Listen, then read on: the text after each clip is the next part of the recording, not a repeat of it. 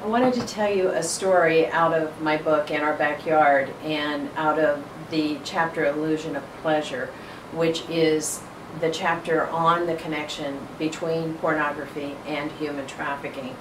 And this story was told to me by somebody that I know and had worked directly with these survivors once they survived. We call the two survivors Renee and Hailey. And Hailey was the daughter, Renee was the mother. Hailey had always wanted to be a model. That was what she had wanted to be from the time she was a small child. And her mother was a single mom, and she had a really good job as a manager in a large software firm, but she lost her job during the recession. They sold everything they could sell to try to keep their house, but eventually they lost their house too. And when Hailey was contacted by a modeling agency, they were living in a small apartment and both trying to scrape by with the jobs that they could get to pay their rent and get by. So they were fairly vulnerable. And Hailey was working a retail job, and a man came into her store and saw her, and she was strikingly beautiful. And he said to her, "I am an agent from a modeling agency, and you have made my day. I can't believe that I have found you. I've been looking for somebody with your look, with your attitude.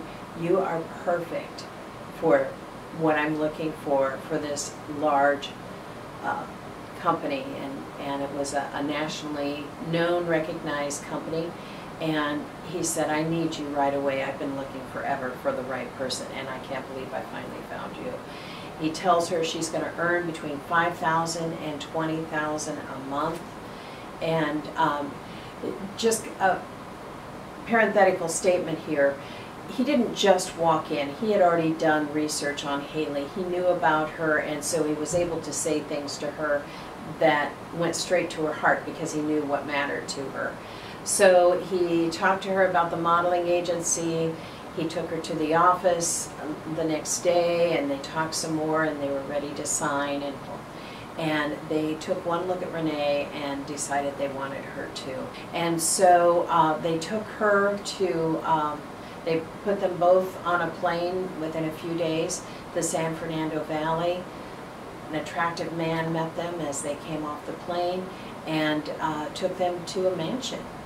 And the mansion had a caretaker. The caretaker said to them, "We need to get your ID and your passport because we're your agents now. We're going to get you everywhere you need to go. You don't have to worry about a thing." So the next week or so, they were doing hair, makeup, learning how to act before the camera. And by the end of the week, they actually had Hailey doing nudes in front of the camera. One thing that bothered them is that in that mansion where they were living, there was porn played on flat screens in every room. And when they asked about it, it was explained to them that that was kind of another branch of the company that they were with. So at the end of the month, they got their paychecks, and they were so excited and opened the envelope up, and what they had was a list of debts. There wasn't a dime in there for them. They said, "You know, we've paid for all of this, and per your contract it has to come out." And they said, "Well, we're leaving." And they said, "You can't leave. You owe us this money, and you've signed a contract." They didn't know that wasn't true, and they stayed. After that, they felt under pressure, and the porn producers said, "You can make more money and get out of debt faster, Hailey, if you will do some sex scenes for us." And so she began doing live porn with them, and still they weren't getting enough money. So then they said, "We'd like to introduce you to something that's kind of fun. We have these famous people, and we do privates." And what a private was actual prostitution. And so she was doing dates to to again work off her debt, just like in human trafficking. It was debt bondage, and Renee started looking for a way out. They both found a way to escape, and thankfully they are still out today. They had to go into hiding. They went to another part of the country and went into hiding. But that's the glamorous porn industry, and that's the kind of the sad ending of you're going to be a porn star and the glamour of a porn star. So human trafficking and pornography are more than close cousins. They're inextricably tied.